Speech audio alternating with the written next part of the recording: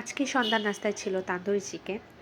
এখানে আমি নান রুটিও নিয়েছি আর ২ ধরনের সসও বানিয়েছি। সবগুলোই আমি বাসায় গ্যাসের চুলায় বানিয়েছি। তো আজকে আপনাদের সাথে শেয়ার করব কিভাবে আমি তান্দুরি চিকেনটা বাসায় বানালাম। তো এখানে আমি নিয়ে নিয়েছি ৬ টুকরা মুরগির পিস। এখানে আমি ব্রয়লার মুরগিটা নিয়েছি।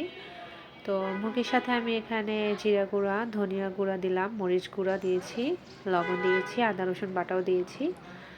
আর সয়া সস এখানে দিয়েছি আমি মোট ২ টেবিল চামচের মতো। যেহেতু সয়া সসটা একটু লবণ থাকে, একটু লবণটা ওই হিসাবেই দিবেন। আর টক দই দিয়েছিলাম প্রায় ৪ টেবিলের মতো। এখানে আমি চিকেন তান্দুরি মশলাটাও নিয়েছি। তো ৬টা পিসের জন্য আমি এখানে হাফ মশলাটা দিয়েছি, পুরোটা দিইনি। আর একটু সয়াবিন তেল আর পেঁয়াজ বাটাও দিয়ে দিয়েছি। তো এগুলোকে ভালো করে মেখে আমি ম্যারিনেটের জন্য দুপুর থেকে সন্ধ্যা অবধি রেখে দিয়েছিলাম। একটা পলি পেপারে পেঁচিয়ে নরমাল ফ্রিজে রেখে দিয়েছিলাম। তো খুলে এই যে আমি এখানে ডিরেক্ট প্যানের মধ্যে দিয়ে দিয়েছি। তো এটাকে ভেজে নিচ্ছি। আর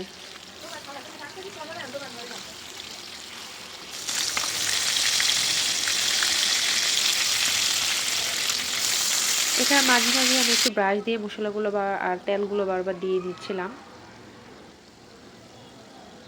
আপনারা যখন দিবেন মশলাটা একদম রেখে শুধু জাস্ট মুরগিটা দিবেন, না হলে মশলা সহ দিলে মশলাগুলো পুড়ে যাবে। মশলাটা আমি পরে আলাদা একটা সস বানাবো।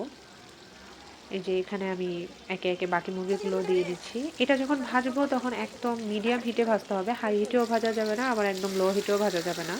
লো হিটে ভাজলে পানি ছেড়ে দিবে, তখন ময়েশ্চারটা বেরিয়ে গেলে মাংসটা হার্ড হয়ে যাবে। আর হাই হিটে ভাজলে হচ্ছে মুরগিটা পুড়ে যাবে। তো মিডিয়াম একটা হিটে রেখে এটাকে আস্তে আস্তে ভাজতে হবে। আমার সবগুলো মুরগি ভাজা শেষ। এখন আমি যেই বাকি মশলাটা ছিল এটা দিয়ে একটা সস বানিয়ে নিব। তো সস বানানোর জন্য আমি মশলার সাথে একটু টমেটো কেচাপ, একটু গোলমরিচ গুঁড়া, একটু চিনি আর একটু চিলি সস দিয়ে দিচ্ছি। এটা দিয়ে ভাজা ভাজা করে সসটা বানিয়ে নিব। যখন এটা থেকে একদম তেলটা ছেড়ে দিবে তখন সসটা হয়ে যাবে। যে আমি ভালোভাবে নেড়ে চেড়ে ভেজে নিচ্ছি।